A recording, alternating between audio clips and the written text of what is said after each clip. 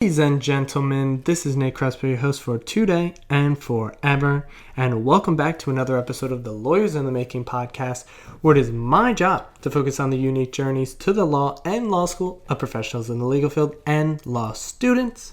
Let's talk about what we're doing today, because today we have another fabulous guest. He's a Syracuse University College of Law graduate and currently works as the owner and founder of Schachte Law Group and as the Chief Executive Officer at Schachte Bar Exam Tutor. He's held past positions as an associate attorney at the Rizzo Law Group and as a paralegal at the Clark Law Firm. Excited to have him on the podcast today, Mr. Matthew Schachte. Before getting into the episode today, a few minutes of ads now.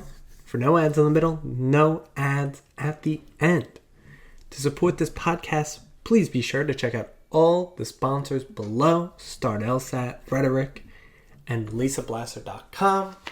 If these sponsors bring great interest to you, please check out the sponsor links below in the description. I love them, and I hope you love them as much as I do. And of course, be sure to check us out at lawyersinthemaking.substack.com. One word, lawyersinthemaking.substack.com. Start LSAT, started by former guest Alden Spratt, 21-year-old superstar and now an official sponsor of the Lawyers in the Making podcast. Start LSAT was built on breaking down barriers, allowing anyone access to high-quality LSAT prep. After receiving a 180 perfect score on his LSAT, yes, 180, Alden began building Start LSAT. Start LSAT includes 51 video modules, 400 official LSAT questions, study tips and tricks, and the techniques that took Alden to achieve that 180 perfect score. All for the low price of $110. Yes, that's right, $110. And when using code LITM10, you can get 10% off the Start LSAT self-paced course. But there's more. By using the code LITM100 at checkout, you also get $100 off Alden's upcoming 10-week course for the January LSAT. This 10-week course includes one-on-one tutoring, live classes, the Start LSAT self-paced course with 50-plus modules, weekly classes, access to Law Hub Advantage, and a direct line to the superstar himself, Alden. Alden focuses on building the muscles of your LSAT skills, training them, and making you unstoppable. Check out Start LSAT in the podcast description below at startlsat.com, where you can find offers for the course and one-on-one tutoring. And be sure to use those promo codes LITM100 at checkout for $100 off the 10-week course and LITM10 for 10% off the Start LSAT self-paced course. That is at startlsat.com, one word, startlsat.com in the description below. Now it's time to talk about one of the sponsors of this podcast, Rhetoric. Rhetoric is a legal tech company that leverages AI to help litigators tailor their arguments to be more persuasive by understanding judges' preferences and tendencies based on their actual filings. A recent study published in Harvard Business Review shows that mirroring a judge's language preferences can increase your odds of success in litigation by 20% or more, and that is exactly what Rhetoric does for you. Back on episode 25, I had the privilege of having Luke Yangling, a good friend of mine and a former guest of the podcast, and from there, Rhetoric thus became a sponsor of the podcast. But now, Rhetoric has some new products to offer. With their brand new product, Cicero, students can replicate the experience of responding to a judge's question in court or the demands of cold calls. This product helps develop and refine verbal communication skills through tailored feedback on the quality of the student's presentation, providing endless practice opportunities. Using Debrief, students can hone their persuasive legal writing using the same tools that major law firms across the United States leverage to perform better than opposing counsel. Students can learn to write with flair and command of writers at the top firms using Debrief's analytics and drafting tools. Not only can Rhetoric upgrade and enhance your writing skills, but can now also help law students excel in the classroom and the courtroom while alleviating the stress of cold calls and performance demands. If you're interested in a demo, let them know you heard it here first, here from Nate.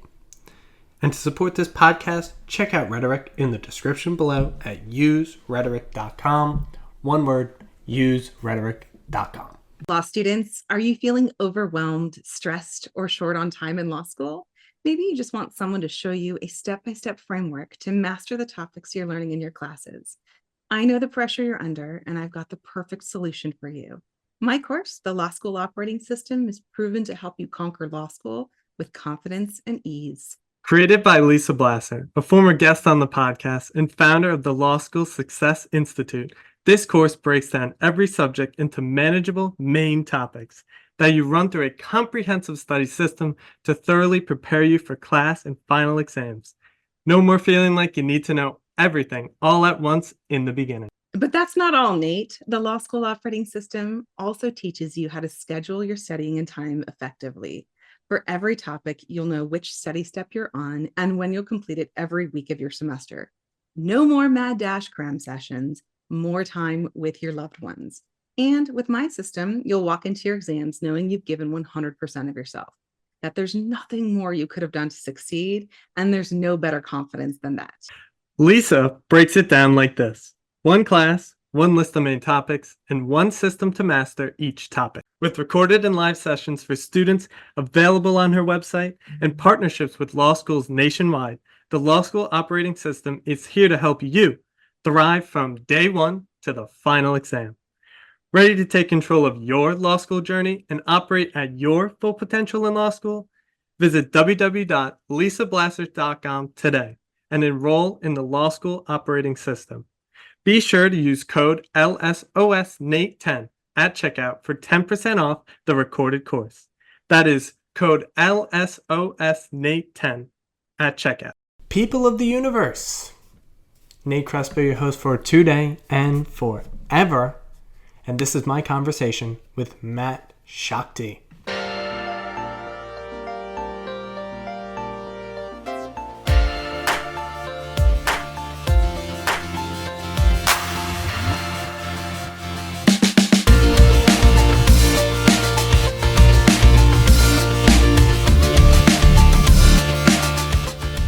Mr. Matt Schachte, welcome to the podcast. How are we doing today?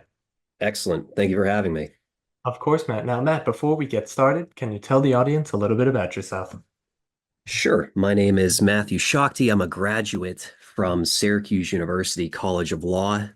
I graduated there with actually 3 degrees. I have a law degree, a business certificate, and a master's in political science. I'm also the owner of my own law firm, Schachte Law Group, and I'm also the owner of my own bar exam tutoring company, Schachte Bar Exam Tutor. Well, that is just excellent. And it's unfortunate I don't do videos for these podcasts, but I wish everyone could see Matthew's office right now because there is Syracuse orange head to toe. It is the most wonderful thing. I've never seen so much pride for a university. I should have UAlbany stuff all over my room now. I'm going to paint my room purple now. That's the lengths I will go because the devotion to the Syracuse orange here is so wonderful from Matthew. And as I was telling Matt before, I'm a huge Syracuse orange fan. Used to be a huge college basketball fan. They've fallen off a little bit, but that's okay. I think they're going to come back, and I think they're going to be great. But Matt, let's start on your journey. Let's go all the way back. It was a wonderful year. It was 2013. You were at the University of Pittsburgh. And before I say anything, before I go any further, I forgot to say this. 5 days ago, Matt actually passed the bar. So huge congratulations to you. That is wonderful. It is a huge achievement in any lawyer person's life. So I just wanted to give that congratulations first of all. But you were at the University of Pittsburgh. You graduated there in 2013. Then you had a couple internships. You worked at the Westmoreland County Adult Probation, and as well as being an intern at pre-sentence investigation at the Westmoreland County. And then you were a consultant at Robert Jeffries Law. Now, there's a 3-year space before that, and I'm interested, what happened there? Do you mean the 3-year space during college? So from 2013 to then 2015, or the 2 year space, my mistake, the 2 year space between when you got to law school, and I guess let me rephrase, why'd you go to law school in the first I place? see. Yes. Question. So whenever I graduated from Pittsburgh with a criminal justice degree, the value of which at the time I wasn't entirely sure of. And I had kind of a mid-tier management job. And I remember, I was responsible for putting price tags on the shelf. One day I came in late and I didn't cover anything in my section. And I remember one of my supervisors saying, Matt, you did an excellent job in your section today. And as soon as I heard this, I'm thinking, my existence in this store literally isn't even recognized. So it might have been that same day. I don't remember like the schematics 100%, but it was right around that same time that I literally just went on Amazon and I bought an LSAT test prep book. I didn't use any of these companies that assist because I probably didn't know that they even existed. But I just went out, I got a couple of those books, and I just started studying every day after work. I was working pretty long hours, 10 to 12 hours a day. I didn't care. I would come home and I would read that LSAT book for maybe 2 to 3 hours each day and just kept chipping away at it because I felt that I wanted to do something where I had a level of recognition, but I always wanted to make sure that I had some level of like charityship in terms of giving back to the community in really any aspect I could. I didn't feel as though I was capable of doing that in a role that I wasn't being recognized in. So I, kind of much like most other law students, kind of without much concern of the consequences, applied to law school. I got accepted into Suffolk up in Boston, actually. I remember the letter that I got from them and being super excited about going there. And I remember I showed it to my parents. And I remember at the time, I think it was my dad, he said, "You're not going to Boston." And I pretty much just took that as a challenge. And I moved up there a month before classes started and I purchased all my textbooks and I pretty much just read for an entire month real property cases, Pearson v. Post about chasing down that fox. I wasn't entirely sure what I was reading, but I was just chipping away at what I thought was a better career path. So you started at Suffolk University Law School, is that correct? Correct. Yes, and I transferred to Syracuse after my Okay, first year. okay. That makes more sense. So let's talk about the first year of law school. Always love Sure. talking about it. Some people love it, some people hate it. How was it for you, Matt? Well, it certainly had its ups and downs. I would say that at first there certainly was a lack of awareness on my part for really what the expectations were. I think it's very easy for law students to kind of get lost in the maze of trying to complete all of your readings just to look professional in front of the class. But really, if you look at how a lot of those syllabus or syllabi are allocating points, the points are all reserved for the final exam and the midterms.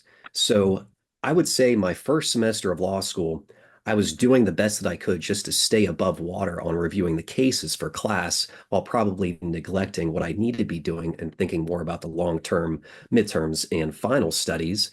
But I mean, I was kind of a back row student at first.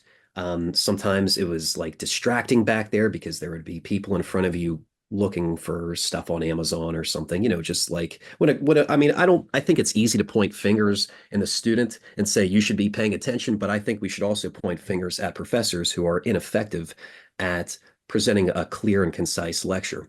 So I would say, my early career of law school was finding a balance in terms of like where should I sit, who are the exact friend groups that I want to create, and what are the study habits that I'm trying to build. I remember a lot of people were kind of treating this, not to like make an exact comparison, but I would say they were treating it somewhat like high school. Create these friend groups. Let's go out on the weekend and let's party like we used to when we were in college. That wasn't really something that I signed up to because I viewed this as a trade school.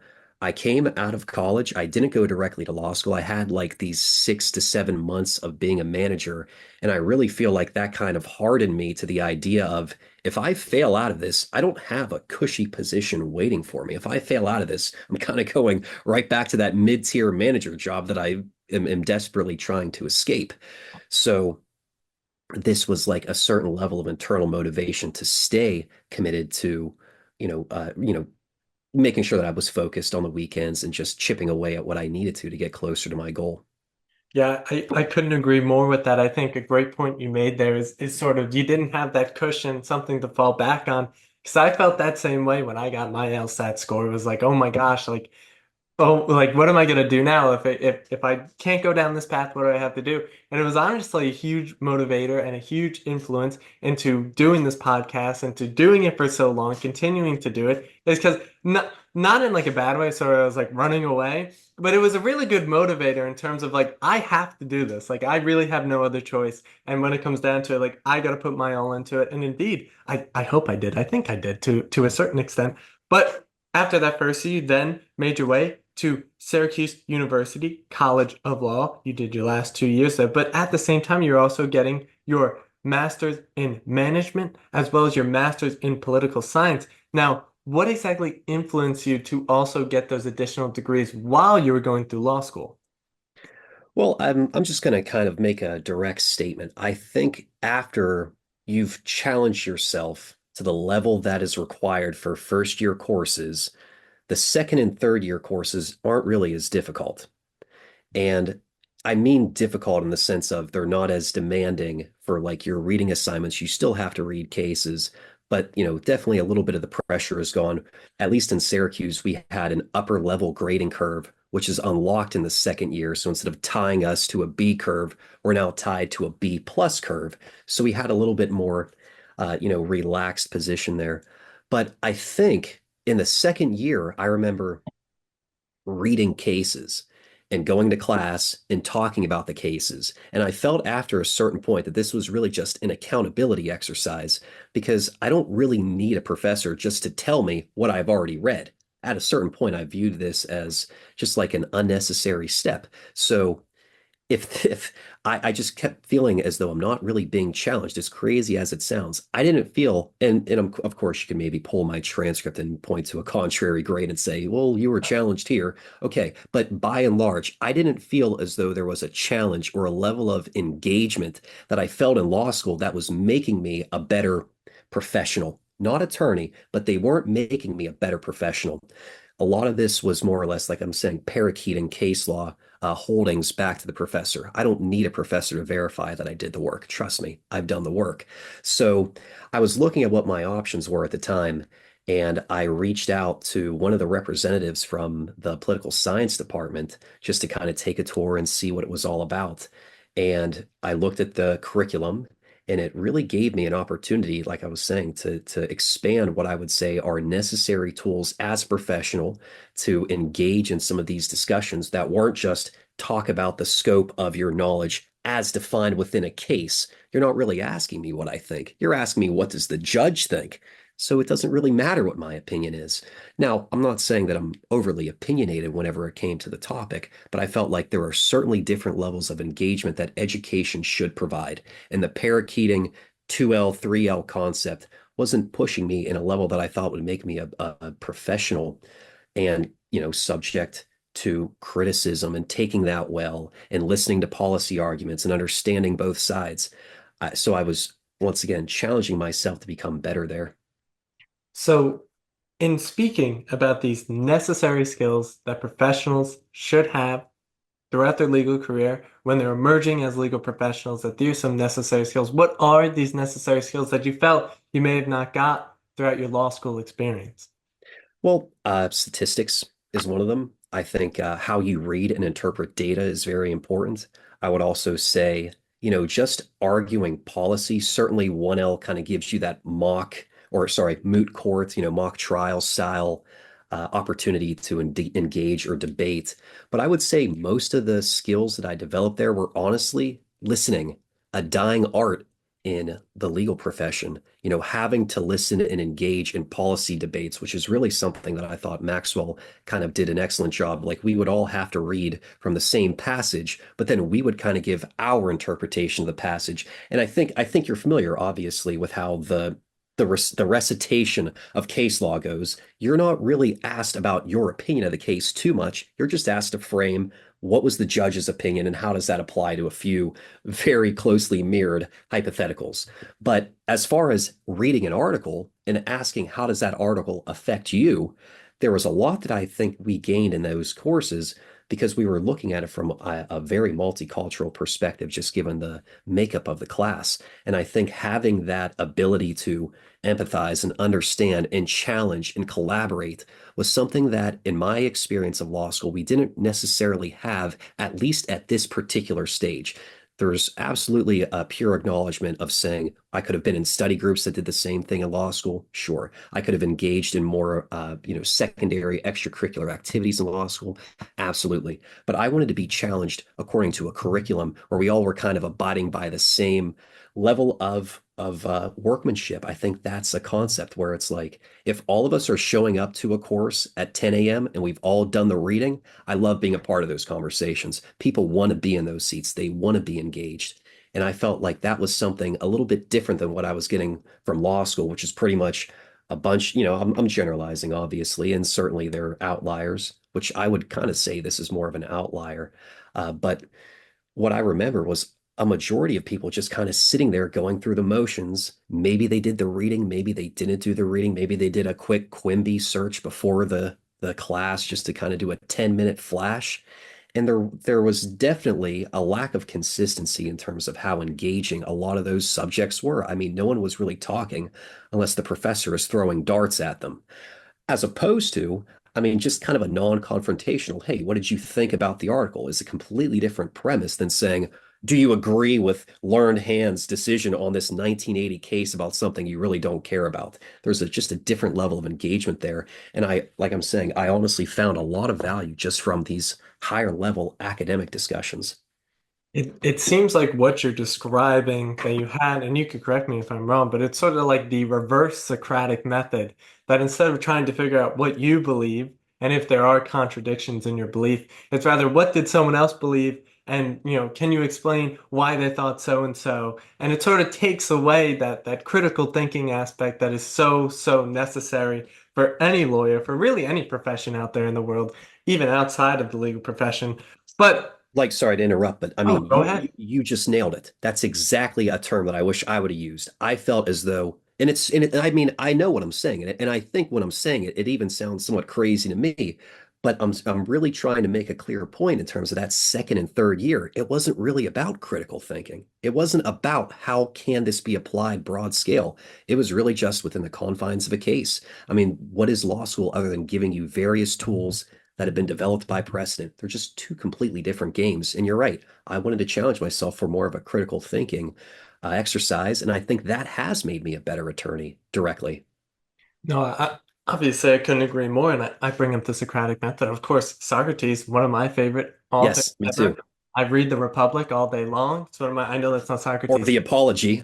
Either and the Apollo. Oh, one of my favorite. Honestly, genuinely, might be a top five read I've ever Yes, had. I remember the first time reading it in one of my It was ancient philosophy class, and I was like, "Wow, I can't believe someone actually said all this, and it's out there in the world." And I had no idea that it existed. So it was a wonderful read. But to that point, the critical thinking aspect is so important. Not trying to sort of process things in the way that you're told to do it, but being able to take in the information and process them in your own ways, in the ways that help you really figure out what you need to figure out. that's a But skill. Yeah, it exactly is a skill. It is that sort of meta skill of being able to work through problems, being able to process things in the way that helps you process the information, be able to take it from your brain and put it on the paper or put it out in the world or put it out with your words, whatever it may be. Now, in your time at Syracuse University College of Law, you were as well an assistant law librarian,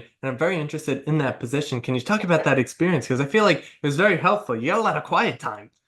that's funny. To ask me a question about my law librarian work. Well, I mean, I loved it, first of all. It gave me an opportunity to kind of engage with my peers a little bit more outside of, like the traditional steel sharpening, steel classroom exercises. I was pretty much responsible for everything at the law library, whether it's filing, reshelving, reloading printers. I mean, I actually learned so much about printers and what can go wrong with them that whenever I worked at my first job, like anytime there was like a printing error. It was almost like that was my second position going over and trying to resolve it. But the law library, I would like to say thank you for everything that they have done for me, because at that point in time, the reason I chose that position was for the benefits that they provided through work study and the reduced tuition that I paid. And I would say that was, one of the main benefits that I had.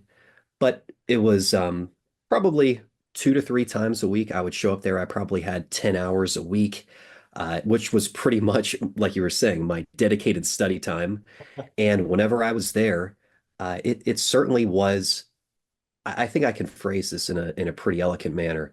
The way that I would break this down is watching how a library is run is very similar to watching how any type of law firm is run. You have your basically like library president or your managing partner. They want things done a certain way. They defer a little bit of creative freedom down the line, but ultimately they have the final say for how, things ultimately end up. And I think just like watching what at the ground level, what some of the library techs were able to see were problems and having to ship that upstream and then watching it take time for the problem to be resolved was one way that I always found like, couldn't this system be a little bit more optimized? But it really wasn't my place. I mean, obviously, I'm just kind of like a middling tier front desk clerk. But I think I started that position my first semester of my second year, which was my first year there. And I worked there the entire duration.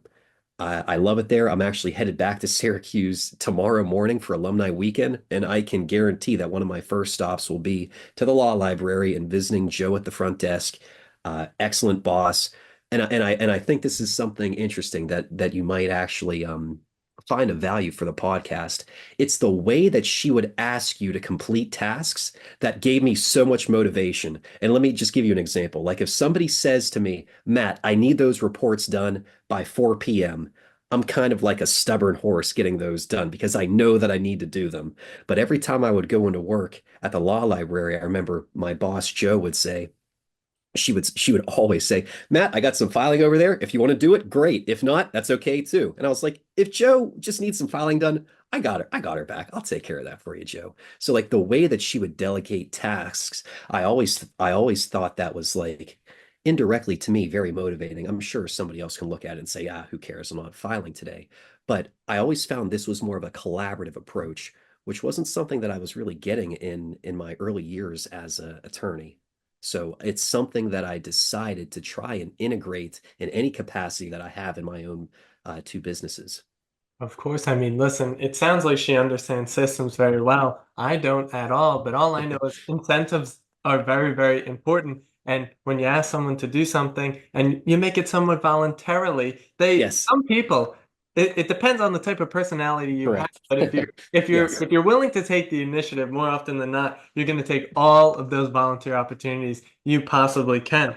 But moving beyond your law school years, the sure. first, yeah, the first year, or rather, I may say, the year that you were in law school and you were leaving, you became a paralegal at the Clark Law Firm and then an associate attorney at DeRizzo Law Group. Now, within these two experiences, what I always love talking about, the significance of what you want to do in the law, but especially what you don't want to do with the law. So through those experiences, did it supplement you in sort of figuring out and answering that question? The question of what I would like to do and what I don't want to do. Yes. Narrowing those options down and being like, well, I don't want to, for example, like, oh, you do an environmental job and you're like, oh, this is fun, but I don't enjoy the nature of the work. This is not something I want to do for the rest of my career. I see. I see. Thank you for rephrasing. So the first job was the paralegal position in Bradford, which is somewhat of a culture shock to me because it's basically in the middle of nowhere, a border city between New York and Pennsylvania near Buffalo. And the firm over there was just a solo practitioner. And once again, I would like to thank him for, giving me a chance when really nobody else would. And he was a general practitioner. I believe he's retired now. And the work that he was doing was kind of across the board. We actually had a couple of cases where I was I was challenged with providing a 90 paragraph complaint for to the extent that I can discuss it, it was like a inappropriate sexual relationship between a school district and one of their students. And I remember there was like existing around that time, I think there was some type of gymnastics scandal going on with one of the universities. If I'm not mistaken, I thought it was Michigan State. And because of that research that came out through the complaint, I basically had a perfect template for me to use to try to mirror what were largely similar allegations. Now, I was given a lot of creative freedom there, but the type of cases, since we were general practice, were all over the board. I mean, we had family law, breach of contract, um, real estate transactions, simple criminal work, uh, you know, signing up LLCs. And I felt there was a level of variety there that kept things interesting. But I would say after a certain point, interesting stops becoming this goal of what you want your career to be, and you want something a little bit more predictable, not completely, like you can dot every single hour by the hour. But as far as like just reducing the variability of some of these family law problems was something that I was definitely aware that I didn't want to have to engage in. So in that role of paralegal work, since I was waiting for my bar exam results and I had graduated law school, I was given somewhat creative freedom to draft pleadings, to conduct research, to conduct client calls to the extent that I was not, providing legal advice, rather just legal updates, basically a mouthpiece from the attorney, not able to expand on anything beyond the scope of what I was instructed to say. I think that was also very important, just kind of learning how to stay within the parameters of a predetermined position and whether or not I am capable of expanding beyond that position. The idea is if this is what my current answer is, and if the client starts asking me more questions that I'm unprepared for, my answer will always be, I'll do the research and I'll get back to you. Because there were a couple of times I would say early on, just trying to placate or just literally sound like I'm a quality assistant and say, yeah, we can do that for you. Yeah, sure, we can do this for you. No problem. But it could be a problem, or we might not be able to do this. So I realized like pretty early that making sure that you are able to temporarily pause some of these difficult discussions, make sure that you're able to do the research first and then diligently get back to the client, but definitely making sure that you're not kind of over expanding beyond your reach. Now, the second firm in downtown Pittsburgh is a lot closer to something that I would call big law. We were in the 18th floor of a building right across the street from the Allegheny County Courthouse. Certainly a lot more volume there. And it made me realize that billable hours are not something that are easy to hit. Now, that certainly it can be contradicted through hard work, but whenever you look at just a typical 8 to 5 shift, I remember being a member of this firm after I was certified, and a part of your daily obligation was dealing with potential client calls. And I'm sure very soon you'll probably get into a clinic and you'll have to make some client calls yourself. But these client calls can range from 10 minutes to an hour. And if I have 3 client calls per day, which is right around average for what I was, tasked with, responsible for, somewhere between an hour and a half and 3 hours of my day are practically non-billable. These are just potential intake calls. And I found that juggling these intake calls with balancing out your billable hours was somewhat difficult. And I'll be direct. I remember there was one time where I was trying to do both. I was trying to handle a client call on speaker while also doing research for a secondary claim. And I remember the client asked me something, and I said, "Oh yeah." But I was like reading something that I was researching and basically saying, "Oh yeah," to the computer. The client heard that, and then I had to like kind of backtrack. I remember it was at that moment I said, I'm never doing this again. I don't care if it's even like a non-consequential mistake, but it was like, if I am not 100% dedicated to this potential client, I could lose them. And if I am not 100% dedicated to my client while doing the research, I can make a mistake. So both of those firms really kind of tested what I thought to be a quality attorney. And they also tested what that work day actually looks like. Now, I know I really didn't talk about too much of like the X's and O's of what the workplace looked like, but as far as what my expectations were, I would say my expectations were, in addition to what I discussed, I would say that one way you could conceptualize the practice of law, especially as a young attorney, is whenever I walked out of my first hearing or proceeding and I won. I remember going back to the office thinking that I'd have like a happy birthday banner, except it says like nice job, congratulations on your first win. My congratulations was basically nice job, now get back to work. So this expectation of really what success looks like and how it's appreciated, I think is a viewpoint that had to be altered, because I thought I was going to go back, into the office and light up a victory cigar and basically call it a day. But that couldn't be further from the truth, because really, in this profession, what you call a victory isn't something that really lasts too long. Those victories sometimes are temporary. A lot of times a victory can be appealed. So, really making sure that you don't get too complacent whenever you have one of these victories, either by motion or by trial, and really just remembering that the best attorneys always get back to work. I think that's definitely something, not to say that I was super excited about celebrating, but I would definitely say that there was a misconception there. I mean, I was at a completely different level of the spectrum in terms of where I thought we were in terms of like a celebration compared to what the reality was. The reality was that was only your 9 to 10 block. You still have 6 more hours to hit here. So yeah, was it a wake-up call? Sure. But did that make me a better attorney? I think so, because now if I ever have a legal victory and I go back to my office, I have maybe a little bit of a celebration, maybe like an hour's worth. But sure, we have to turn the page and I want to get another one. I'm still hungry. Of course, of course. No, I think that is such a great point. A point that really, I don't think anyone has ever made on this podcast, of the victories are temporary, and staying away from that complacency, getting too comfortable with where you are. You just got to keep going, keep digging, keep putting into it. Like you say, the best lawyers get back to work, and that's exactly right. I couldn't agree more with that. I see it in my own life. Sometimes it gets a little comfortable, and I'm like, all right, now I can go back. I got to keep reaching out to people. Like, yeah, it's great. I've hit more than 90 episodes. It's like I got to do another 90 now, and I got to get all those guests. So it's just one of those things I couldn't agree more with. Now, something that you have spoke about throughout a lot of the experiences you've had in the legal field, outside the legal field, working in the law library, is that you seem to love the creative freedom. You love when people give you freedom. It's my favorite 4 words in the English language. Do whatever you want. Those are always my favorite words because, okay, then I'm really going to do whatever I want. So can you sort of speak to why you love that creative freedom? Why you love doing whatever you want? Like, what does it come from taking the initiative? Like, where is that rooted in? Right, right. So I guess my belief is that if I am going to be told what to do, I at first should not know what I am doing. But after a certain point where I felt as though I was evolving within my particular practice areas, I felt like I didn't really need to be told what to do. I know what to do.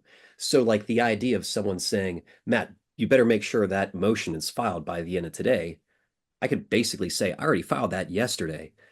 So this idea of being told what to do, I think, is something that is a necessary evil in the profession, but I certainly wouldn't say it has to be a complete staple of how your entire legal career will go. So, you know, let me say this in another way. I don't know if I would say to you that I chose freedom, because I remember coming back from a hearing, and this is whenever I got started. I worked during COVID, and I remember looking at the schedule on the docket, and it said, like in July, one of our paralegals was taking a vacation. And I was like, well, I worked all through COVID. I want a few days off. So I remember booking like a couple of days off. I went through all the proper measures of getting some time off. And I remember going to the whole idea was I wanted to go to the beach for a 4-day weekend in July. I mean, I'm human. So I remember driving down to the beach Thursday night. Friday morning, I got a call and they fired me because I left the office without properly reporting it, even though I basically went through all the motions. And I'm sure that might have been a secondary reason for why I wasn't brought back. So whenever I was fired, it was recommended to me that I file for unemployment.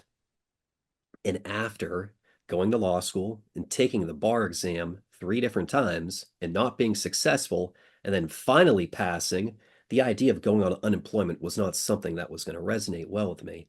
So I opened up my own law firm. And that wasn't something at the time that really had a whole lot of prior examples of how somebody can really do this. So very, very early in opening up that firm, I worked with local solo practitioners. If you can envision like a shared office space, there was about 8 of them in there. And I was getting a lot of kind of, what you would say junk referrals, cases that really weren't worth too much and the problems weren't necessarily that simple. So kind of like on the scale of what attorneys want to do, difficult and low paying probably doesn't register very high. But I mean, I was hungry and I was eating those cases kind of like a Pac-Man maze just to get some experience there. And the freedom that I would say I had was from me creating my own client lists, from me being responsible and accountable for making sure each and every one of those pleadings was filed within your statute of limitations, making sure that my complaint was well pled, making sure that I'm following through all of these other, county rules of procedure. And I think going through all those rigors pretty much identified to me that this is not an easy job. So if I am going to put Esquire at the end of my name, or I'm going to open up a shop and hold myself to be responsible, then I'm the one who's basically responsible for making these creative decisions. And once again, I've always felt that if I'm the attorney who's representing the client, regardless of whose name is on the door, if something goes wrong, that starts with me. So whenever we were looking at, options in terms of expanding beyond this, I think when people want to expand their practice, they think about hiring more support staff, engaging with more clients. But to me, I felt it was the quality of the client, the quality of the cases that I was gearing more towards. And that freedom is really something that I wanted in terms of knowing that if I wake up and it's 9 o'clock and I'm not at the office, it's not like it's a panic mode. So freedom, what I mean by this really is just the idea of if I have to hit 6 hours in a day in order for me to feel satisfied, like I don't, obviously I don't have billable hours if I own my own practice, but let's just say that realistically, I want to hit 6 hours in my schedule. To me, one of the best ways I can hit 6 hours is going from 9 until 12 in the morning, going back home, resting for 2 hours, and then going right back in and then knocking out 3 more hours, basically at my leisure.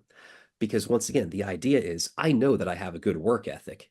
So as long as I'm holding myself accountable, to me, this is freedom. The idea of not having to be at the door like I used to at basically every single one of my other firms at 8 a.m. on the dot, even though there's no existing problems at 8 a.m., you have to be there. I don't think that was ever necessary. And the idea of telling an attorney how long they have for lunch to me was very much like fast food-esque. Because when I'm climbing this pyramid to get to the top and you tell me I have a 30-minute lunch break, I'm going to tell you that I have an hour because I'm a professional. And when you're dealing with professionals, you have to hold yourself to a certain standard of excellence. And sometimes you need to know when to turn it on, and sometimes you need to know when to turn it off. And I felt like, not to disparage any particular one of those firms, but I would say that they were rooted in these older, archaic style employer-employee relationships that don't emphasize freedom, that don't emphasize creativity. And I found if I was ever going to be successful, I had to take creative control of those reins back. So what makes me like freedom would probably just be what it's like to live without freedom in terms of that being an ambiguous term, at least the lack of creative freedom in my prior experiences. I mean, Matt, that was absolutely beautifully said. The standard of excellence, that's an amazing word. It's a philosophical word as well. Big Aristotle fan here, so I love that. But I think to your point about having, it's like you said, an ambiguous word, but having that creative freedom to be able to go into the office for 3 hours, go home, do whatever you need to do. And that's exactly it. Whatever you need to do. That shouldn't be put under scrutiny. I don't have any children, but if I had to pick them up from school, this shouldn't be a big issue. You're absolutely right. Whatever the hell they want to do, they should be able to do this. And once again, I just want to make or reiterate that one earlier point, the idea of climbing this ladder of success. Not only did you go to college, but you've also went to law school. And after you go to law school, you're going to pass, and I'm sure the first time, you're going to pass the bar exam. To me, I have worked so hard to get in that particular position that I feel like you should trust me. You should give me a little bit more deference, but understand what this profession looks like. And as soon as you become certified, it's basically a ticket to become rich or a ticket to write your own failure in terms of the profession and running through malpractice or ethical concerns. So, yes, there needs to be some level of oversight. I'll admit this, but I just want to make sure that it's the way that I understand this to be is whenever you show up to work, as long as you're responsible, you should be able to take care of the work no matter what hour of the day it is. So I definitely thought that there was like a misconstrued belief of what an actual attorney looks like, because I think you know what I'm getting at here. The idea of like the boss is walking in, so you have to look busy. Like to me, this is all just a game that nobody's really winning at. Because if we're a team and if this firm is going to be successful, if anything, if the boss shows in, the boss should be the one to say, hey, let's take a break. You're working too hard. But to me, that's not ever really the practical experience that I saw. And because of this, once again, I felt as though I've earned the right to take a 2-hour lunch break. And once again, I know that there's probably some people that will listen to this and they'll say, 2-hour lunch break, what is this kid crazy? But no, the idea is it doesn't matter when you need that break. I have no problem working until 6, 7, 8, 9, 10 o'clock at night. It doesn't matter to me. But there's like one thing now that I've been a solo practitioner that it's kind of like impossible to steal from me, and it's my 2-hour lunch breaks. Like it's necessary. I take a walk around the block. I have as much time for lunch as I need. I get to relax and watch a TV show. This is making me a better attorney because I'm not forced to kind of conform to this predetermined schedule where burnout becomes real, where errors become a lot more likely to happen, and where frustration's mounting unnecessarily. Now, obviously, depending on the scale, you may or may not have this creative freedom, but I believe I have selected my intake to manage this ability to maintain the schedule. Yeah, absolutely. Now, this very much reminds me of one of my favorite books ever, The 4-Hour Workweek by Tim Ferriss. And he talks about this all the time. And of course, to your point, that 2-hour lunch break sort of it optimizes you to be the most efficient, to be able to get all the work you need to be done in the shortest amount of time. Because like you said, when the boss walks in, you got to look busy. But being busy is actually extremely inefficient. Sort of that busy work isn't really optimal. It's not really efficient. You're just sort of doing things for the sake of doing it. You're not actually doing it because you enjoy the work, because you want to do the work, you want to do the best work. It's more of just, I'm just doing this, I'm just typing on the computer away. Trying to look busy is actually so much more inefficient, so much more worse for you just on a personal level that it hurts you more than helps you. So I completely agree with everything that you're saying. Now, in 2020, you founded the Schachte Bar Exam Tutoring as well as the Schachte Law Group in 2020. You've been doing it for 4 years. And like you said,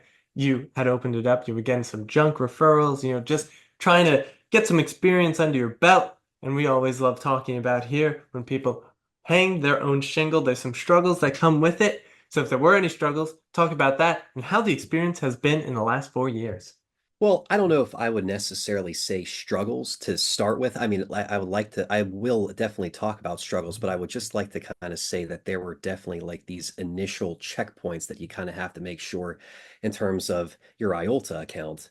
Whenever you start your own practice, you're going to have to make sure that you have an IOLTA. You're going to have to make sure that you never overdraw this.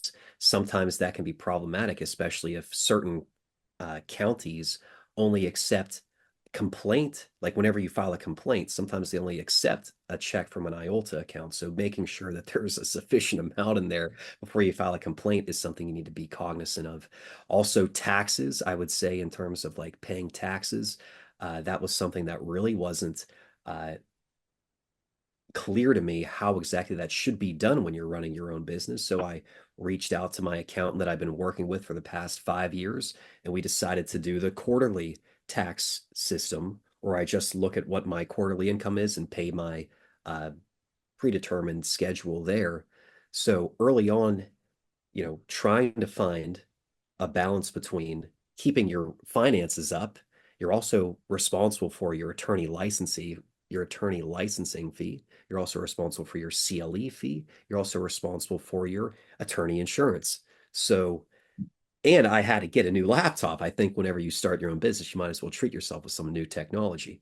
And whenever I was looking at all these costs, in addition to monthly rent for the facility that I was in, it was certainly a lot on my plate at the time. But one way that I think I was able to combat some of those problems is that I was supplementing a lot of my practice with the tutoring website. So even if I had a lull or like a slow season in terms of some of the clients, I was usually able to offset that with tutor clients, either for law school or for the bar exam. So but your question's more directly focusing on struggles as an attorney in that initial, okay, my doors are open. Well, when you first open those doors, you also have to get your own phone number. I'm not going to make a recommendation to you specifically, but I would not use my personal direct number in any level of advertisement. So one of the first things that I did was I created a Google Voice number, which is basically directly linked to my phone, but it's a different number. And yes, when you first start, and list that on the platform, and then you have certain, clients reacting to this, you're going to get a lot of calls, whether it's from Lexus soliciting you for their services, or Westlaw soliciting you for their services, or these third-party companies that want to kind of pay, or you would pay them for clients in theory, like some of these legal database matches. There's a lot of solicitations there. And when you're a young attorney that's hungry for business, these opportunities may sound tempting. So I would say one of the struggles to maybe even turn this into something that I've learned long term, one of the struggles early as a young attorney is knowing how to say no to referrals. I didn't know how to do it, because you want to make sure that you're not turning this pipeline off. And sometimes young attorneys may fear the consequences of saying no to a case they really don't want any business with, for fear of losing that eventual pipeline or avenue of continued referrals. So I would say knowing which cases to say no to now is probably one of my favorite things to do as an attorney. I say no to a lot more cases than I do say yes, because the way that I would portray this to you is that I'm not going to take cases unless I feel that I can have a level of commitment to those cases. And I'm a pretty young, relatively speaking, compared to most other attorneys in the profession. So it kind of seems like outlandish that somebody like me would say, well, I'm only taking this type of case. But you know what? I honestly feel like if you are ever going to have creative control of your success, you have to decide who and what comes in that door and what else gets sent up the river to some other attorney.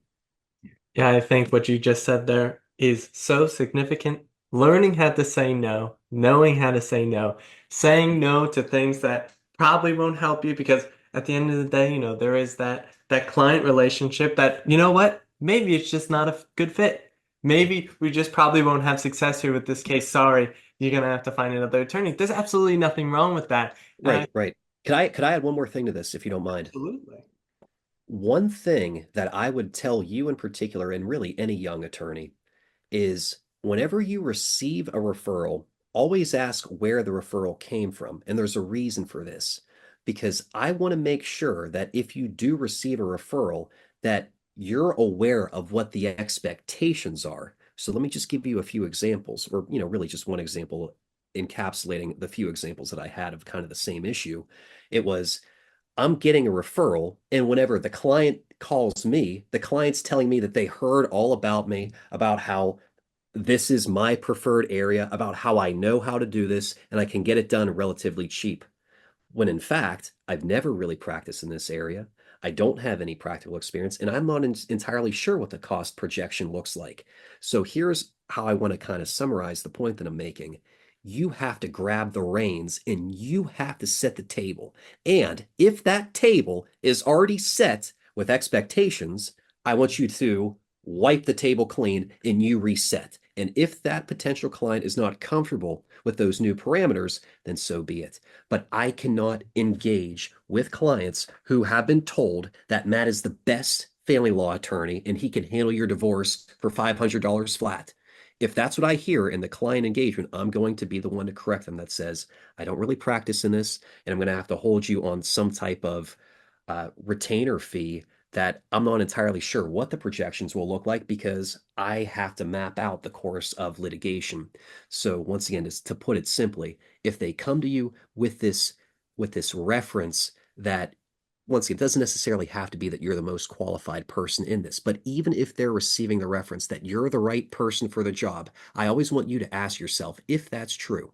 And if it's not true, I'm not saying that you shouldn't engage with the client, but just reset the expectations with that client because once again, I think that can be dangerous. I think I am guilty of not doing that early in my career and because once again, it's somewhat reassuring based on what we were talking about earlier. No one's really saying, "Hey, Matt, nice job," after you win. But now in this client consultation, they're saying, "Hey, we heard about your win. Nice job." You're like, "Oh, okay, I might, be willing to receive praise after all." But listen, don't view that engagement as something that should mandate you to accept this as a client. You kind of, and once again, I'm trying to portray this in my current position. The idea is of if you can have insults bounce off of you and keep walking, there's a certain point where you have to take compliments and let those bounce off of you too. Because whenever they're giving you compliments, I have usually found, and once again, this is my limited, distorted perspective, but when someone's complimenting me, they're like greasing me up for some type of sales pitch. And that's where I'm just saying, yeah, thanks for the compliment, but what do you want? Right? Like, how can we turn the page to what exactly is my phone number being dialed and consulted for? What exactly can I help you with? So the idea of just setting clear expectations that you believe you can abide by is something very early in this type of profession where that client, the phone could really be ringing off the hook with potential clients, depending on how successful you really are. And how you react to those conversations really should be somewhat consistent. Don't let the praise get to you, and certainly make sure that you are the one setting expectations and nobody else, whether that's some other attorney or some other former client who has spoken highly of you. It sounds very similar to what you spoke about in your paralegal experience when you were talking to the clients and they were saying, "Oh, can you do this? Can you do this?" And at first you were just telling them like, "Yeah, we could get it done. We could do it for you." Right, When you're really right. not certain. So it's always important to set those expectations and match them to the reality of the situation, making sure that the client you're getting is fit for you, that you can do the best job that you can, and they know what's coming out. There's no surprises, no anything like that. Because not only does it help you, it helps the client as well. Because if you're not a good fit and it doesn't work out, now the client's left with, this empty case and they need to go scramble to find another attorney and time's running out. But it's always so important to set those expectations right. Make sure they match up with reality, the reality of the situation, Exactly, because it helps everyone in the end. It exactly. certainly helps everyone in the end. Now, with your bar exam tutoring, the Shakti Bar Exam Tutoring, talk about that. What do you offer? Here is your shameless plug, Matt. So go ahead and plug away. I mean, the people who we've worked with in the past, they plug me enough, and I thank them endlessly for their referrals.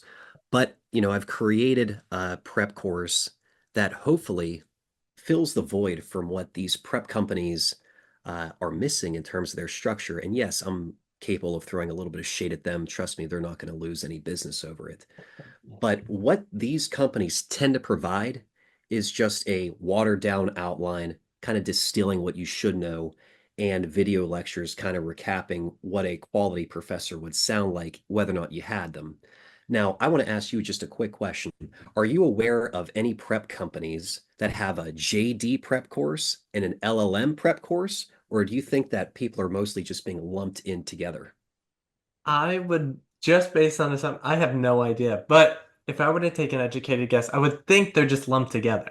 They're all lumped together. There's no such thing as a JD prep course and an LLM prep course. So because of this, when an LLM attempts to take the bar exam or is, preparing for the bar exam, there's a lot of courses that they just never had to take.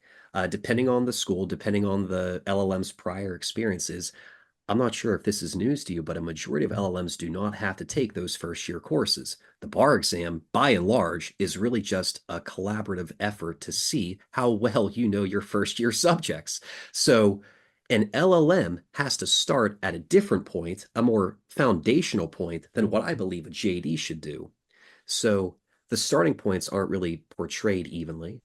And prep companies also don't really emphasize utilizing the rule books in study. So one of the things about my prep course is it's almost like mandatory. If you want to work with me, the first thing you have to do is you have to go out and you have to buy a hard copy of the rules of procedure and a hard copy of the rules of evidence, because how you're being tested in these two particular subjects is memorization, which is different than your other MBE subjects. And this usually, whenever I'm dealing with first-time takers or repeat takers, when I ever ask a repeat taker, did you study using these specific rule books? I have never once heard a repeat taker tell me that they were actively using the rule books when studying. So this is one of the first major changes that I like to integrate, making sure that we can attack subjects the way that they're going to be tested, not just trying to supplement an entire 1L semester's worth of material and then having you guess as to priority or having you guess as to what you actually need to know out of all this. So I've done my best to integrate, just the spirit of the rules into this. I also have a list of cases that basically keep showing up time and time again, clear, well-settled Supreme Court precedent, either in common law or clear precedent in, a course like criminal procedure, just establishing more protections under either 4, 5, 6th Amendment. So my course, I work primarily with repeat takers. Whenever I first started, I worked exclusively with JDs. And I think it was probably in my second cycle, I tutored a few LLMs and I got them to pass. And the word spread like wildfire, like I'm the LLM tutor of New York City. So, right now I'm almost exclusively an LLM tutor. And I do a lot of business out of New York City. I actually travel there once or twice a year to do an in-person tutor session with, anybody in that region who's interested. But no, by and large, I mean, I meet over Zoom in this program. I work on everything under the sun. I am trying to be a transparent bar exam grader. I like to put myself in that role as in I'm the one who's going to determine if you're going to pass or fail, and I'll tell you what you're doing right, or I'll tell you what we need to improve in, because that's kind of the one part about prep. If you've never seen the test before, that's really problematic, is you're not entirely sure what the expectations are. You're not sure if what you're doing is effective, if your study habits are on point. And I feel like at a certain point, there should just be like almost bar exam support groups, not to even ask about your legal knowledge, just to see how are you abiding by the schedule? Do you find it realistic? And how could it be adjusted? So another facet of what I like to do is I like to tailor the schedule a little bit to the student, as opposed to doing just a predetermined, here's exactly how each and every one of your next days will go for the next 2 months. And if you don't do this, then you're in jeopardy of failing. I think that's insane.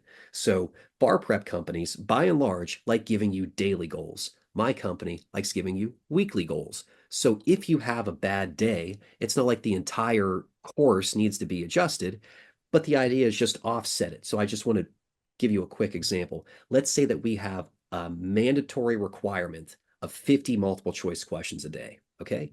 And I'm also working full time. I get out of work on Monday and I just don't feel like doing MBEs today. Okay, so the number I completed today is 0, but I still need to make that quota up. Most people, I think, would just say, oh, just do 100 on Tuesday. But there's no guarantee that's a perfect solution. So one thing that I like to suggest is whatever that number is, either evenly distribute it over your remaining days or just split it up in half. So the way that this would kind of break down is if I didn't answer any questions on Monday and I needed to answer 50, on Tuesday, I'll answer 75. On Wednesday, I'll answer 75, and I am right back on track. And this ability to just not feel as though all is lost because I had one bad day on a Monday, which you deserve to have, I think is just setting the table to make bar prep a little bit more realistic. Because let's be honest, this is not an exciting journey to engage in bar exam studies, but you don't need to make it any tougher than it has to be. And I think sometimes, either advertently, but most likely, I'm assuming inadvertently, these schedules are actually damaging to most people preparing for the bar exam because they're not realistic. And so many people come to me with these statements that the company that they worked with last time was providing them with unrealistic expectations. And this is sometimes dangerous. because whenever the student is looking to do something different, all they know is that they want to do something different. They're not entirely sure what different is. So sometimes that can lead to these crazy study habits, like, I don't know, staying up until 4 a.m. looking at Reddit, trying to see what's the secret to passing the bar exam, or watching YouTube lectures telling you the secret of the bar exam, which is really study. And I want to make sure that whenever we're looking at how this can be progressed, it shouldn't just be you alone trying to fill in this metric of percentages based on assignments that hasn't really been proven to anybody whether or not these are correlating to exam success. I think it's something that should definitely be a little bit more documented, the idea of the prep companies' passing rates. Some of these companies, and I don't even know which they are anymore because I think they're all fighting for this higher percentage. A lot of them promise that like 95% of the ones that sign up with the course pass the exam on their first try. I think there should be a few studies that go into this to see how many of those students were pre-inclined to pass regardless of that particular company. Because I'll be honest with you, there are certainly people who have passed that I've worked with that I would say it really wasn't even about me. It was just about somebody helping them initially, like getting them calibrated on the right track. Then they did all the work. So I think some of these prep companies, they use tier 1 or tier 2 law students who are already more than likely receiving a quality legal education, and they're basically taking credit for this. And then the worst part is that when somebody from a lower tier school is seeing these numbers and they sign up with the program and they fail, they think something is wrong with them, as opposed to something being wrong with these predetermined courses that really don't care who you are. They're just asking you to conform with a predetermined schedule that benefits the bar exam company, not the bar exam student. It's big bar exam, is it not? That's Yes. that is what you're fighting, Mr. Shakti, here, is the bar exam. But to everything that you said, I think it's a wonderful concept. I think the thing of having the different starting points is very important. As you said, they're lumped together, which I did not know, which is actually pretty crazy. Doesn't make any sense. And it Doesn't just, need to be, though. Maybe you could be the one to change that. Yep, you're right. But like you said, sort of having those different starting points, the percentages, all that stuff, sort of having this is the expectations podcast, but having those expectations that are somewhat false, that maybe those students, like you said, were much more inclined to actually pass the bar because, they're going to a bigger school, one that adequately prepares them for the bar rather than some of those lower tier schools. But having those expectations, tailoring to people's schedules as well, and so important. And like you said, they come out of work, maybe they work 11 hours that day, and they're like, there's no way that I can cram in 50 questions. And like you said, having those daily goals, it kind of goes back to your big law experience of, just being busy for the sake of being busy. It's like, oh, I'm going to do these questions. Because I felt like when I was studying for the LSAT, a lot of that was happening is like I was just doing it for the sake of feeling that I was actually doing something. Was I actually learning something? I had no idea. But the fact that I don't even know if I'm learning something is probably not a good thing in the first place, and Sure. doesn't reflect and like you said, does it reflect on me? Does it reflect on the people that I worked with? All those kinds of questions. But I think it's a wonderful thing. And of course, for everyone, it will be in the description below. You can find Mr. Shakti here, his bar tutoring below. So the links are in the description if you're interested, if you're getting ready for the bar and you're a second time taker, Matt's your guy. I guarantee it. There you go. I appreciate that. And if you don't mind, I have one more thing just to add. Just kind of talking about intakes. And I don't want to say this because it applies to my business, but I just have firsthand experience. So I just want to say this kind of broadly. Whenever I receive phone calls from repeat takers, one question I almost get all the time is, what is the pass rate of your students? So just think about this variable. I don't work with students that I get to pre-select. And sometimes I could certainly say to students who have more of a gap to fill in terms of points. So just as a baseline example, in New York, you need a 266 to pass. So if somebody calls me up and they scored a 200 on that last exam, I'm aware that it's not clear whether or not they're going to pass or fail on the next one. 66 points is a lot to make up. This might be like a 2-term prep. I'm just being realistic. So I always field questions where they're asking tutors, what is your pass rate? Because that's really the only metric that exists in this bar exam level of recognition by the other major companies that all claim these high level of percentages. But when you're asking independent tutors about what their level of success is, you always have to remember what we are inheriting sometimes isn't a perfectly well-oiled machine. I mean, whenever I'm working with people initially, I always ask them to request their essays if their state permits their essays and their performance exams so we can see how they write. And you would be shocked if you saw some of the legal writing that I inherit and I am now tasked with fixing. So if that person goes from a 200 to a 255, they still didn't pass, but I think they would show marked improvement. So then whenever I receive the potential call and they ask me, well, what's your pass rate? My pass rate usually hovers between 50 and 70%. But I could certainly change the metrics so I have a 100% pass rate. But watch what I would have to do. I would have to select people that are right around that 260, high 250 mark. And once again, would it even be credit to me if I'm really helping them add 6 points, or could it just be them studying again for another 3 months, adding those 6 points? So I would just like to add that whenever people have failed the bar exam, to really ask more pointed questions other than what is your pass rate? Because if you are willing to work hard, it shouldn't matter what the person before you has done. It shouldn't matter what their success is.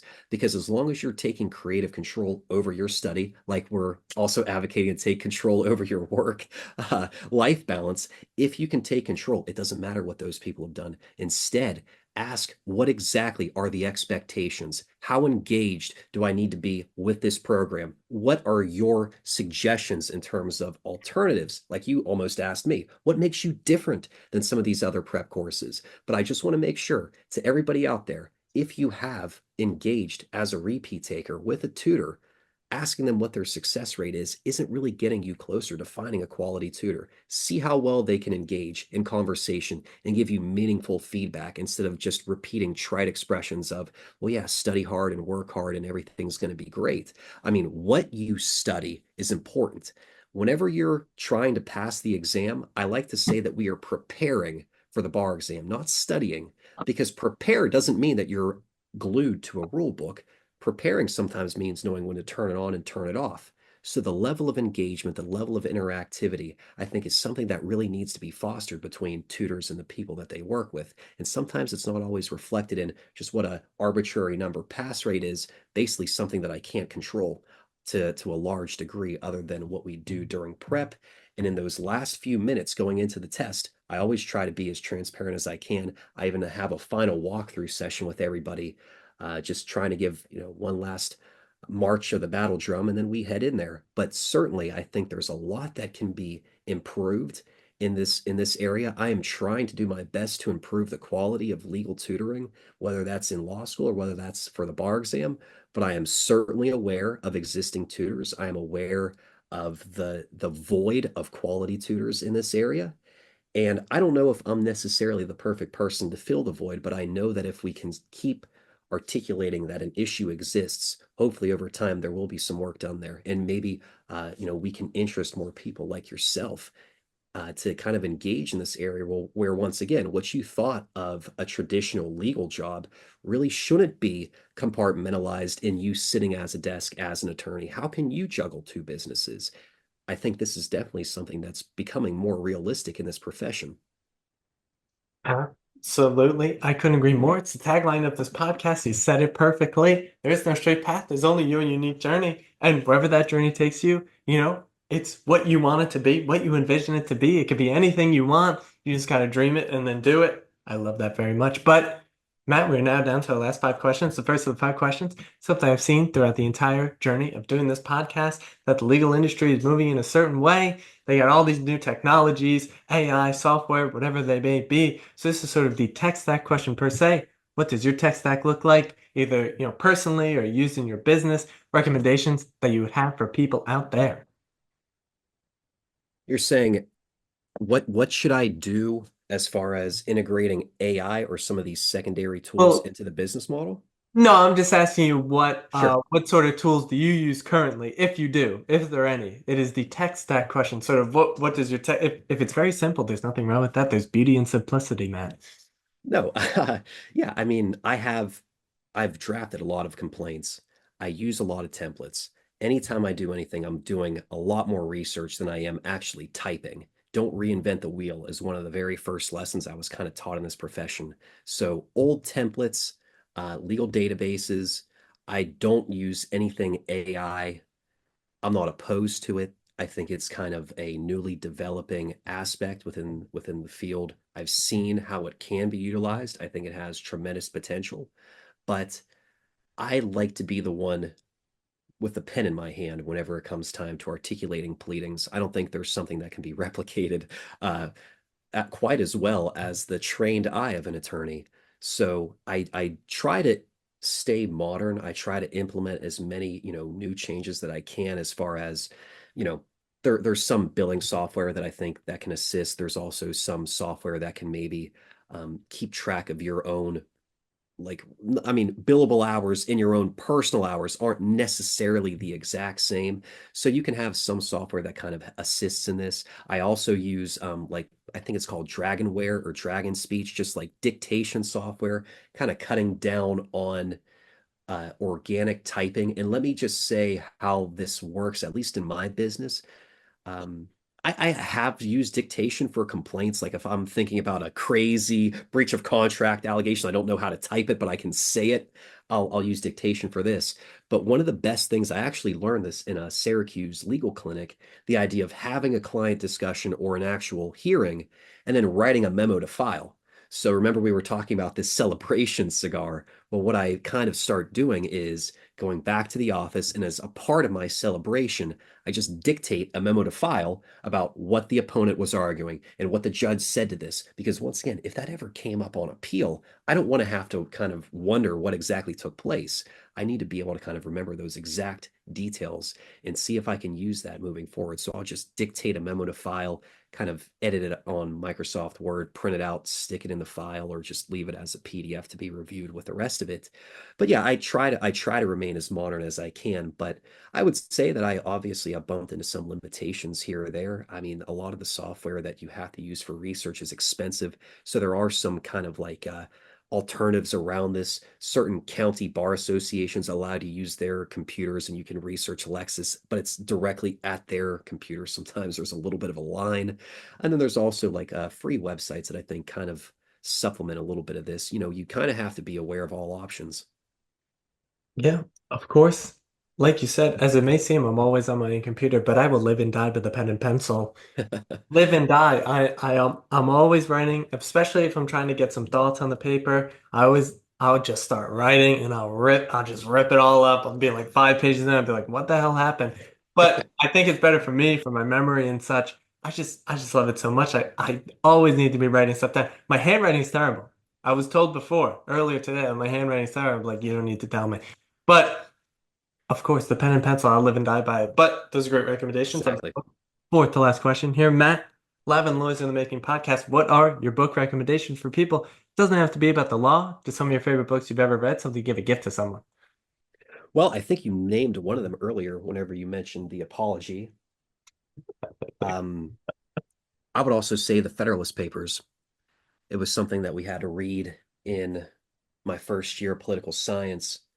And I would say that I really haven't read a text that, with that like spirit of revolution, and revolution not just meaning this uncalculated overthrow with not a follow-up, but really detailing in the event that we overturn what's happening with Britain, how exactly will this new government form? I found that to be one of the most engaging texts that I've ever seen. I mean, I think there was another one. It was probably one of my favorite books, like in college. It was called The Iceberg Hermit. I'm not sure if you ever watched Castaway with Tom Hanks, like where he was on the island with the volleyball. Yes. It's practically the same exact story, except in more of like a Arctic setting. And I kind of like those, like tests of wit style texts. But yeah, to be honest with you, I would certainly admit to the fact that unfortunately, my freelance reading has definitely dropped off as a result of becoming an attorney. So, there's not as much that I get to read as organically as I'd like to. But certainly I can make a few references to what I think have shaped me into becoming a little bit more well-rounded and just thinking about things a little bit more in depth instead of just rushing to judgment. Well, Matt, I'll tell you what, this is my favorite book recommendations of all time because you said The Apology by Socrates. No one has ever said that ever, and I am the happiest man on earth now because you just said that. Do you remember Socrates' favorite color? Oh no, you're quizzing me now. What is it? I'm gonna remember. Purple. Purple. Purple. That's my favorite color. See, I He knew says it encapsulated all of the colors, and that's why it was his favorite. this. See, these are fun facts that I need to know. Now I'm going to Right, go back out into the right. world and be like, you guys know Socrates' favorite color is purple. It encapsulates all the other colors. But also the Yes. Federalist Papers, amazing as well. I mean, those are a great recommendation. I only read old books. Like, I don't know why. I mean, I sometimes dip into, stuff that has came out recently, like I referenced before, Tim Ferriss's book. But Sure. Right. I love the old books. I'll read The Republic all day long. Pretty much anything before like 1900, I'm in for the ride. I'm ready to go. I'll read it all day long. Actually, no, I'll give it 1950 because I think Yeah. in the early 20th century, there's a lot of great writers that came out, and I love reading their books. A lot of novels as well that are amazing, everything like that. But now I'm getting off into a tangent. Stop myself. But third to last question here, Matt. Yeah. What are the types of things that you consume, not food, consume on a daily basis, either be through social media, so Twitter, Instagram, LinkedIn, Reddit, YouTube, any Substacks that you subscribe to, any newsletters, any podcasts that you listen to? What is crossing the transom of Matt's mind on a daily basis? Um, well, first of all, newspapers are practically outdated. So I think you have to find a replacement medium, whether that's LinkedIn or Twitter.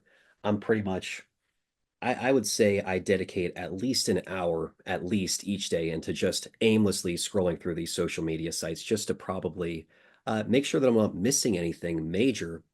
But no, I mean, I wouldn't say that I'm anything special. I'm probably just kind of run of the mill, very typical LinkedIn.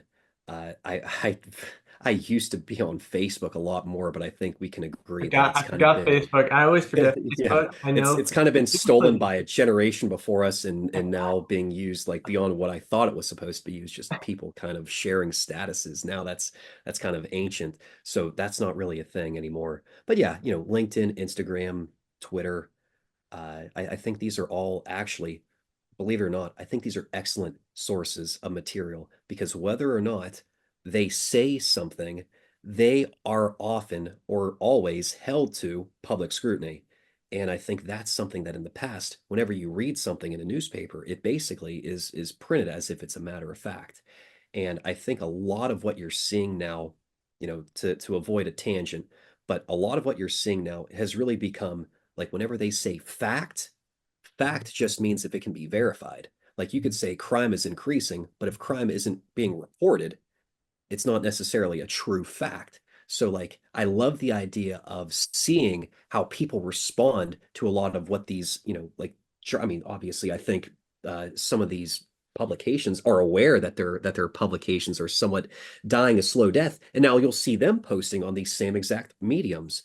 And as soon as they post something, whether or not they're a fan of it, they're getting ratioed in the comments. And I think that's a healthy discourse because there's no way that anybody should have to accept something as true. Everything should be subject to criticism. I think that was another point made by Socrates.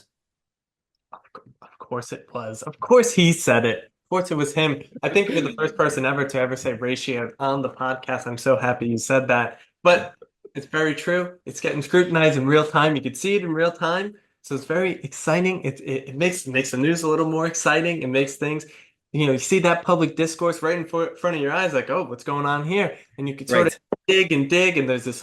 It's like Socrates' dream come to life. I love it so much. But second to last Yes. question here, Matt. You're working, you got your law group, you're tutoring, but what does an ideal Friday night and Sunday morning look for Matt? Friday night. Yeah, I mean, I love sporting events. I am a huge, I mean, I'm right outside Pittsburgh, so I go even though we don't necessarily have the best baseball team right now, I pretty much always love going to Pittsburgh Pirate games. We also have a high school pretty close. I love watching high school football. anything with sports, man. Any chance I get to turn it off, I'm watching sports live. Hopefully, I mean, just last Thursday I was at the Pitt Syracuse game. Don't check the score, um, but it was just an opportunity to get outside. I love that. I once again I just love the idea of not having to stay inside whenever I'm not working. Sunday, kind of the same idea. A great day for football, a great chance to kind of relax. Um, and recharge. I mean, I'm not really just like sitting around. Whatever I can do in the meantime, like get some yard work done or take a walk. Like I don't really live what I would say an exciting life. I certainly love traveling. Like if you would follow me on any of the like social media platforms, I was in Boston last week. I was in New Hampshire a couple days later. I'm going to New York. Uh, I was just in Virginia. I plan on going to North Carolina. So I'm saying that I live a boring life, but I love traveling. And I found that traveling broadens my horizons. It makes me a better attorney. It makes me a better tutor because I'm able to kind of envision that different areas have different influences. And I feel like I can be the same person in Utah or the same person in Florida, and just kind of seeing these different types of climates and these different types of what works in Utah doesn't work in Florida, and vice versa, and just trying to see how exactly I can create a business that's pretty much culture proof. Absolutely. I have to do some more traveling myself, Matt, get those varying perspectives and see the United States of America. It is a very large place. Obviously, there's a whole world out there, but I want to see the US first, and then I'll start going international. It's a little pricey. I don't have that much money. I'm a college student. Sure. But Matt, final question. I do this at the end of every single episode, but what are your words of wisdom for the aspiring law students, the current law students, and the legal professionals out there in the world? I'll start with aspiring law students. Yes. The advice is it's not going to be easy, but you have to have accountability and you have to be able to accept criticism. If you're not willing to accept criticism, it's going to be a very uphill battle. And I would say to aspiring law students, make sure that you're putting in applications to more than one school. Have your options. And once you have your options, then you can decide what's best. Whenever I applied to law school, I think I submitted 3 different applications. I was accepted into 2 of those, but it gave me a couple of options. My advice to law students would be work with somebody. These are not tests that are being originally drafted by your professor. These are largely professors ripping off other resources that exist online. Work with somebody, not necessarily a tutor, but work with an upperclassman or somebody who's been in this course before, who can assist in trying to fast track, not necessarily like that's the only goal of law school, but don't tread water unnecessarily. If there are avenues to find a solution, take those avenues, ask more questions, challenge the professor. I think this is one thing that I would say to the law students as well, and that is challenge your professors. I remember sometimes it got me in hot water with some of them whenever, and once again, I can mention names. It doesn't benefit anybody, but I had a professor who cited her own work in the book that she wrote, and I remember raising my hand and I'm saying the case that you're citing is from 1992. This is outdated. What about this text should we say? Like, what were the research methods about this particular case study that you believe would transfer to the current situation?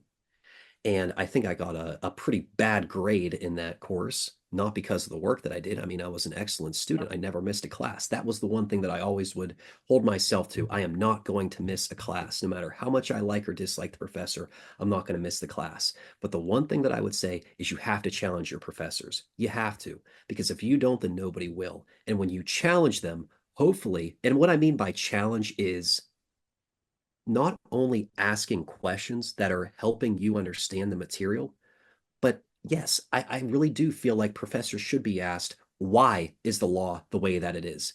Don't overlook the value of 100 law students sitting in the room together. There's something powerful going on there. make sure that you're able to challenge this, because you'll never know what spark is created from that particular challenge.